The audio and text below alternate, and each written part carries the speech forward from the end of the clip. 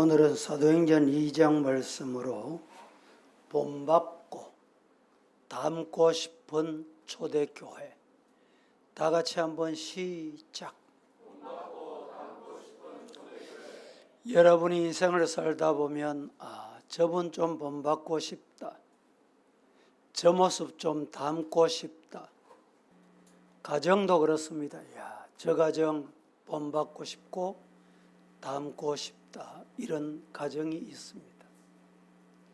교회도 본받고 싶은 교회, 닮고 싶은 교회가 초대교회입니다. 오늘 여러분들이 이런 소망 가지고 본받고 닮아가는 초대교회 모습이 회복되기를 주님 이름으로 축복합니다. 최근에 와서 교회를 공동체 이런 용어를 쓰는 사람이 많아졌습니다. 고치는 것이 좋습니다. 교회는 교회입니다. 다른 용어를 꼭 쓰려고 하고 쓰고 싶으시거든 공동체라기보다 생명체, 우리의 생명체, 공동체라고 쓰는 이 발상이 어디서 왔느냐? 교회라고 하니까 좀 꼬리타분하다, 구태의연하다, 좀 안 설 수 없냐? 이런 사고를 가진 자들에게서 나온 말이 공동체입니다. 따라 하십시다. 교회는 생명체다. 우리 주변에 보면 오늘이 무슨 요일이죠? 주일. 여러분들은 주일 맞습니다. 그런데 꼭 주일을 일요일로 부르고 싶어 하는 사람이 있습니다. 왜 주일이라고 부릅니까? 이날은 주님이 주인의 날이다. 주님 주인 되신 날이기 때문에 주인 뵈러 가야 된다. 그래서 우리는 주일을 씁니다. 주일. 이방인들이 일요일, 주일이라고 부르고 싶지 않는 사람들이 일요일이라고 씁니다. 최근에 이제 여름이 가까우니까 성경학교를 하잖아요. 교회는 성경학교가 맞습니다. 그런데 최근에 이상한 용어가 교회 안에 도입이 됐어. 캠프하자, 캠프. 캠프가 어디서 왔습니까? 무슨 캠프 한단 말입니까? 꼭 캠프라고 쓰고 싶으면 말씀 캠프, 성경 캠프, 그게 맞습니다. 지금은 우리 교단에도 주일 학교, 이 용어를 좀 바꾸면 어떻겠는가, 이런 생각을 가지고 있습니다. 교회 안에서 이루어지는 것은 주일 모여서 배우고 가르치고 믿고 하는 곳이다. 이래서 주일 학교 이렇게 사용합니다. 그런데 약간 자유주의,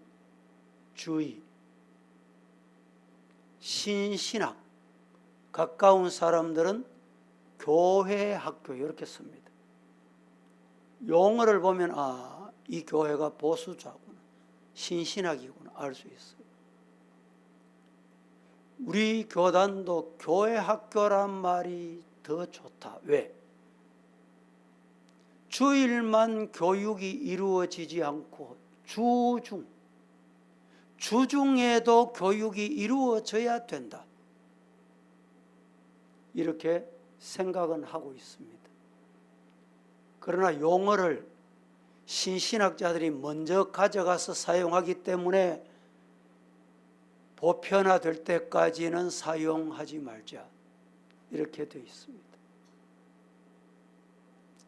혹시 여러분들 기도하실 때 하나님, 하나님, 아버지 이렇게 기도하시잖아요.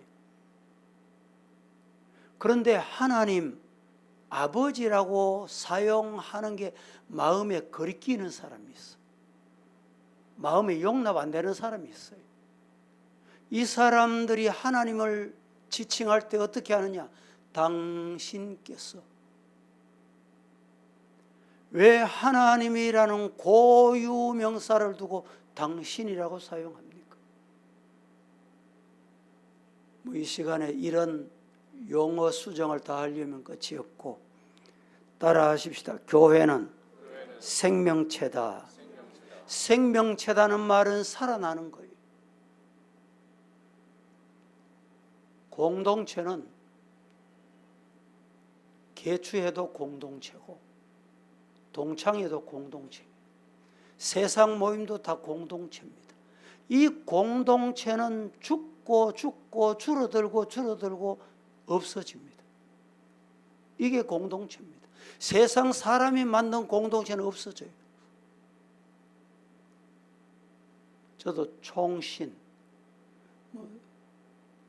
다른 동창회 초등학교, 중학교, 고등학교는 며칠 전에 병원에서 옆에 이래 보니까 웬 신사가 이래 있노? 이러고 보니까 고등학교 동창회. 자기도 놀라고 나도 놀라고. 남 목사님. 마지막에 헤어지면서 남 목사님 동창회 좀 오시라고. 남 목사님 보고 싶어하는 사람이 많다고. 제가 동창회 가고 싶은 생각은 있습니다. 실제로. 그런데 왜 못 갑니까? 왜 안 갑니까? 동창회 언제 모입니까? 그렇죠. 여러분도 마찬가지. 동창회 다 주일날 모이잖아요. 제가 지하철을 타고 가는데, 지하철 타려고 언젠가 이래 가는데 남 목사님 아이가? 이래 소리. 그 많은 사람 앞에서. 이 코로나 때이기 때문에 모자도 쓰고 선글라스도 끼고 또 마스크 끼고 이렇게 있으니까 도대체 누군지 알아볼 수가 없어요. 당신 누구요? 이러니까 남 목사님 맞지? 맞아. 이러니까 초등학교 동기 지하철에 만났어요. 내 마스크 벗어볼게. 안경 벗어볼게. 그 친구도 똑같이 모이면, 동창회 모이면 남 목사 얘기한대요. 남 목사 보고 싶다고. 아무 게 아니야? 기억하고 있지. 알고 있지. 소식은 듣고 있지. 여러분, 이런 동창회는 제가 군대에서 같이 군 생활하던 사람 중에 군 입대 같이 할 때 군 입대 동기가 있습니다. 군대 친구들도 한 번씩 1년에 한 번 못 모여도 몇 년에 한 번씩 모이자 만나자. 그런데 제대하고 한 1, 2년 돼서 친구 하나가 죽고 또 1, 2년 지나고 또 죽고 군대 동기 친구들 죽은 사람이 많아요. 그래서 숫자가 많이 줄었어요. 총신도 마찬가지. 총신 동창회는 잘 됩니다. 총신 동창들 중에 세상 떠난 사람이 참 많습니다. 이게 공동체입니다. 공동체. 떠나고 없어지고 줄어들고. 그런데 교회는 생명체다. 무슨 말인지 압니까? 교회는 부흥되는 거예요. 교회는 살아나는 거예요. 교회는 새싹이 나는 거예요. 처음 믿는 사람이 몰려오는 거예요.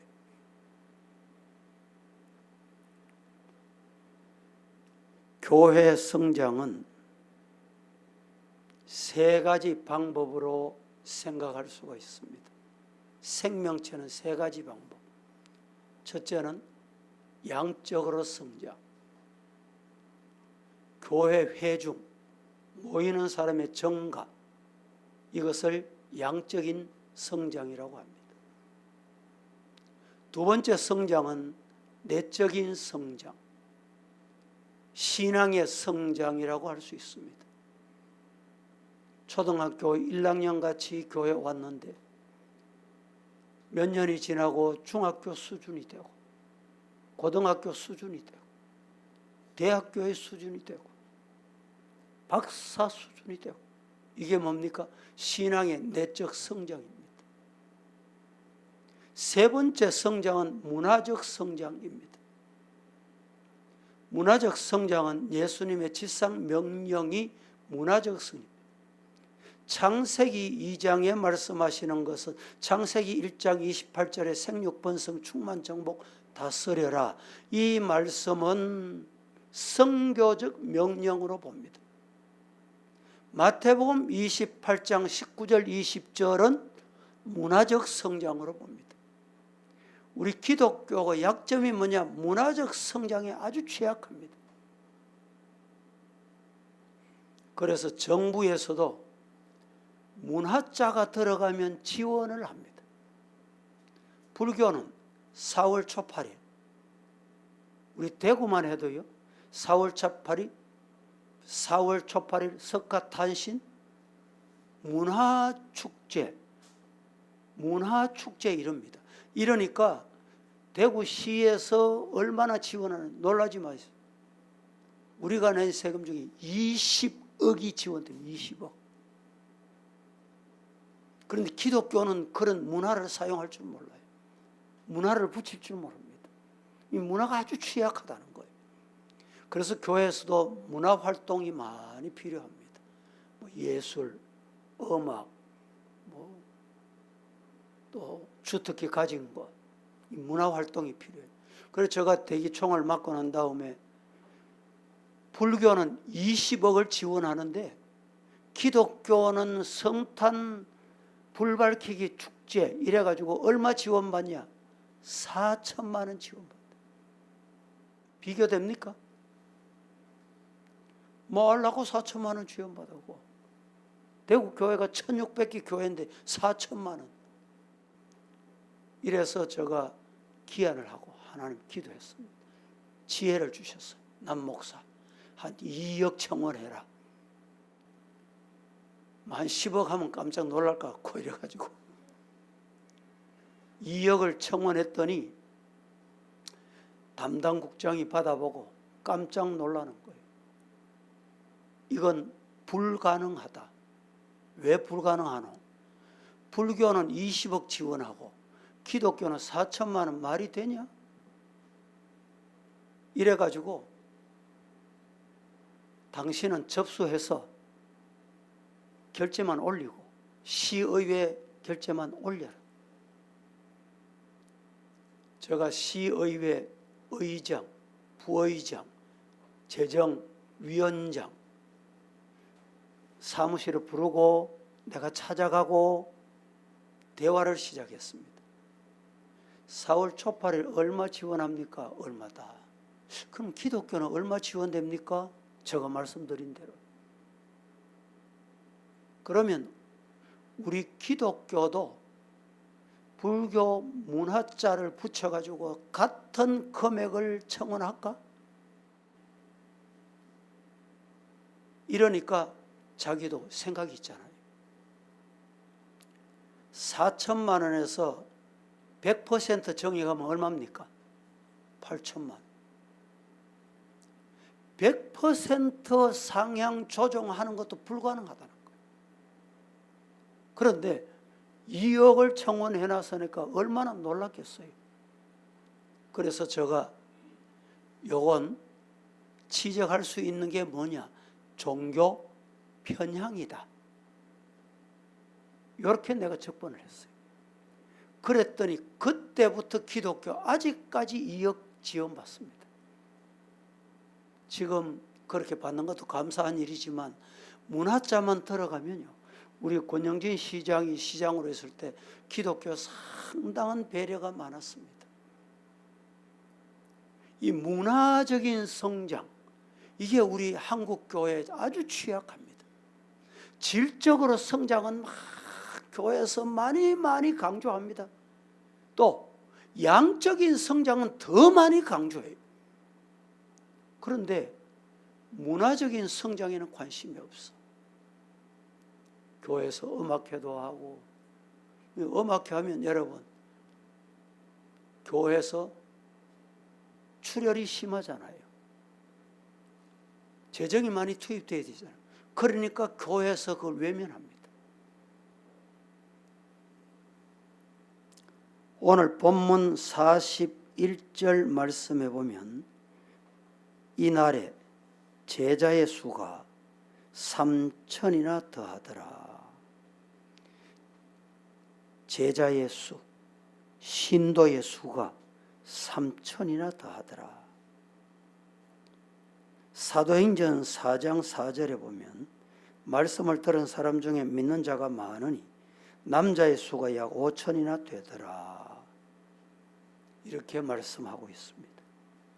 이것은 양적인 성장을 의미합니다. 질적인 성장은 어린아이 같은 신앙이 어른스러워지는 신앙, 작은 믿음이 큰 믿음으로 자라는 신앙, 소아시아 7교회에 대한 예수님의 평가는 질적인 성장으로 평가하셨습니다. 세 번째는 문화적인 성장이 꼭 필요합니다. 교회가 바라는 성장, 이상적인 성장, 이 성장이 이 세 가지가 동시에 이루어져야 됩니다. 숫자만 많아진다고, 질을 강조한다고 숫자는 별로 중요하지 않아요. 이것도 잘못된 거예요. 양적으로 질적으로 성장하지만 문화적으로도 성장해야 됩니다. 기독교 문화가 편만해 가야 돼요. 미국 같은 경우는 이 문화적으로 참 기독교 문화가 뿌리 내려 있잖아요. 그래서 가다가 땡큐, 소리, 이게 어디서 나온 말입니까? 우리 기독교에서. 굿모닝, 굿모닝. 우리나라 사람은요, 여러분도 그럴 거예요. 아는 사람 만나도 고개 끄뻑하면 하면 끝이야. 서양 문화, 기독교 문화 가진 이 나라는요, 쳐다보고 그냥 건넵니다. 낯선 사람마도 굿모닝. 한 사람이 먼저 엘리베이터를 타고 있습니다. 내가 타려고 하면 소리. 죄송합니다. 이게 문화예요. 우리는요, 여러분 백화점 가보세요. 지하철 타보세요. 시장 가보세요. 사람이 서 있든지 뭘 하든지 이야기를 하든지 어떤 사람이 이렇게 두 사람 서가 얘기하잖아요. 이 두 사람이 서서 얘기할 때도 이 사람들도 예를 지켜야 돼요. 아, 여기는 길거리구나. 지나가는 곳이구나. 우리가 비켜서 다른 사람에게 지장 안 줘야지. 이렇게 해서 대화를 해야 돼. 이렇게 대화하고 있는데 중간으로 막 지나갑니다. 중간으로. 의식 안 해. 남 의식, 어깨 막 받치고 치고 엉덩이 받치고. 여러분, 우리 기독교 문화에 젖어 있는, 기도만 했다고 끝내면 안 돼요. 기도했으면 삶에 적응이 돼야 돼.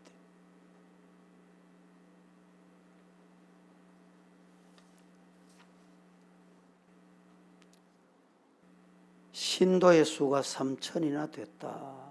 성도, 신도라는 말은 성도, 구원받은 사람, 거듭난 사람, 참 교회가 된 생명체의 일원이 된 사람, 이런 뜻입니다.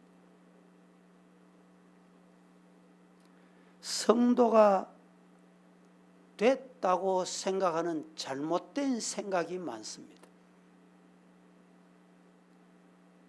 몇 가지 간추려 볼게요. 첫째는 교회 등록하면 내가 성도다. 아닙니다. 잘못된 생각이에요. 둘째는 교회 출석했다, 예배 드렸다고 생각하고 내가 성도다. 이것도 잘못됐어요. 셋째는 세례 받았다라고 나는 성도다 생각하는 것도 잘못됐어요. 군성교연합에 따르면 지난 20년간 군대에서 세례받은 장병이 몇 명이냐? 300만 명에서 500만 명. 20년 동안 300만 명에서 500만 명이 세례를 받았다. 그들이 성도가 됐냐? 라는 것입니다. 그렇지 않습니다. 세례는, 잘 들으세요.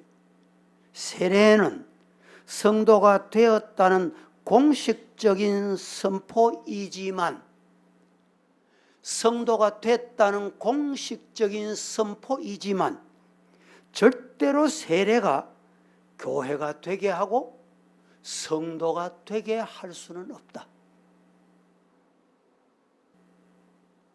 네 번째, 내가 어떤 체험을 했다고 성도다. 이것도 잘못됐어요.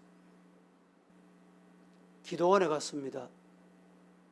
어디 안수받으러 갔어요. 하나님의 음성을 들었어. 내가 신령한 체험을 했어. 그러면 성도입니까? 오늘 본문이 말씀하는 신도와는 거리가 멀다.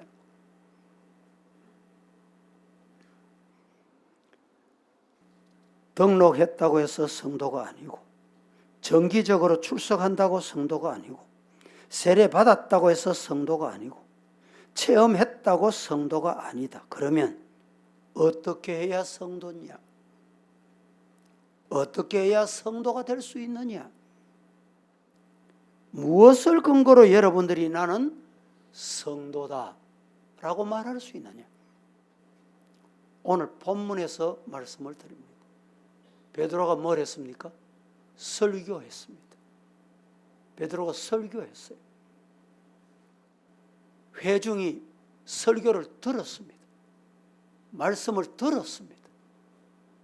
말씀을 들을 때 어떤 일이 일어났냐? 말씀을 듣는 사람들이 말씀을 듣고 마음에 무슨 일이 일어나느냐? 찔려.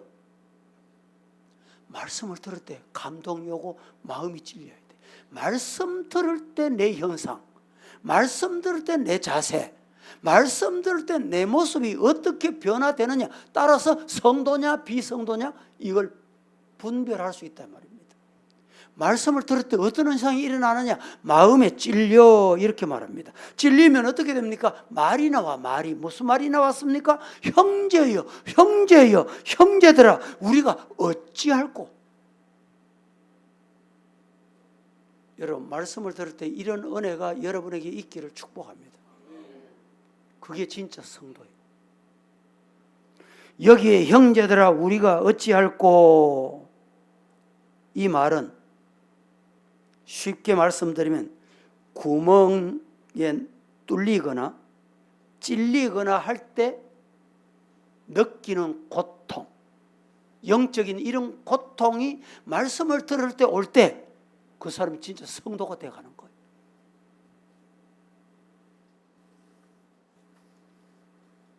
첫째, 초대교회는 우리가 왜 본받고 닮아야 되느냐? 초대교회는 놀랍게 부흥성장했습니다. 사도행전 1장 8절에 오직 성령이 너희에게 임하시면 너희가 권능을 받고 예루살렘 온 유대와 사마리아 땅 끝까지 이르러 내 증인이 되리라 하시니라. 사도행전에 정인, 오늘 여러분에게 예배 오신 여러분에게 한 주간 동안 숙제를 드립니다. 사도행전에 정인이라는 단어가 많이 나옵니다. 몇 번쯤 나온지 아시는 분 손들어 보이세요. 오늘 기도하신 성현 장로님 기도 잘하신 몇 번? 찾아보겠다. 예, 39번 나옵니다. 가르쳐 드렸습니다. 어디 39번인지 한번 찾아보세요. 사도행전 28장까지밖에 안 됩니다. 정인이라는 단어가 몇 번 나와요? 사도행전에 39번. 사도행전 1장 8절에 첫 번째 정인, 성령이 임하시면 예루살렘과 온 유다와 사마리아와 땅끝까지 이르러 뭐가 돼? 정인된다. 여기에 정인된다는 말은 목내어 놓는다 이 말입니다. 순교 각오한다는 말이에요.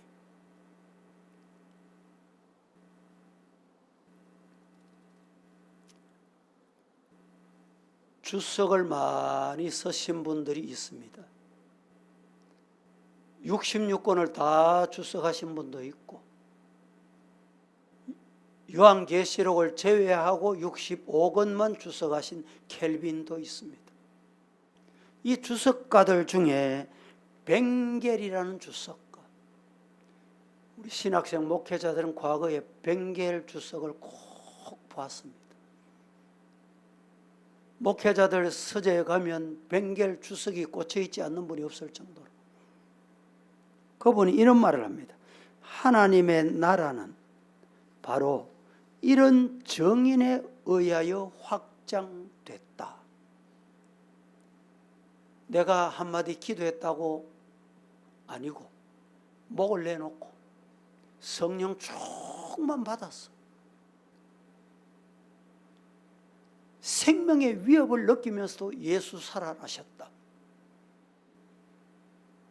예수님은 나의 구주시다. 하나님 아들이시다. 정언한 사람들 때문에 복음이 증거되고 교회가 세워졌다는 것입니다. 충성스러운 정인들로 말미암아 복음은 모든 사람에게 널리 전파됐습니다. 첫째, 사도행전 2장 5절에서 11절에 보면 유대인 사회에 전파됐고, 둘째, 6장 8절에서 7장 60절 말씀까지 보면 헬라인들에게 전파됐고, 셋째, 8장 4절에서 5절에 보면 두터운 사회적인 장벽을 무너뜨리고 사마리아 넘어가는 복음이 이루게 됩니다. 넷째, 8장 36절에서 38절에 보면 에디오피아로 복음이 건너가게 됩니다. 다섯째, 종족을 초월하여 흑인들에게까지 전파됩니다. 그 후에 로마인 고넬료에게까지 전파됐노라고 사도행전 10장은 우리에게 분명하게 밝힙니다. 11장 19절 20절에 보면 이방 사회에 복음이 전거됩니다. 그리고 땅끝까지 복음이 전파됩니다. 복음은 또한 충성스러운 정인들 때문에 지리적으로도 뛰어넘어갑니다. 확장된다 이 말이죠. 그 당시 예루살렘은 복음의 중심지, 센터, 중국 같은 경우는 중심이라고 썼죠. 센터를 중심. 시작돼서 예루살렘, 거기에서부터 수리아, 안디옥까지 뻗어나가고 BCD의 안디옥까지, 에베소까지, 로마까지, 다시 로마에서 영국에 전파되고, 복음은 청교도들에 의해서 미국으로 건너갑니다. 미국의 충성스러운 선교사들이 우리나라 대한민국 조선 땅, 캄캄한 어두운 이 조선 땅까지 복음이 전해지게 됩니다. 이제 한국교회는 세계복음센터가 되어 사명 감당하는 우리 교회, 우리 한국교회가 되기를 예수님 이름으로 축복합니다. 기도하겠습니다.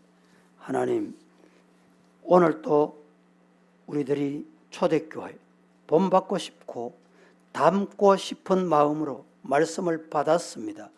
받은 말씀이 우리 정인 되게 하옵소서. 예수님의 이름으로 기도합니다. 아멘.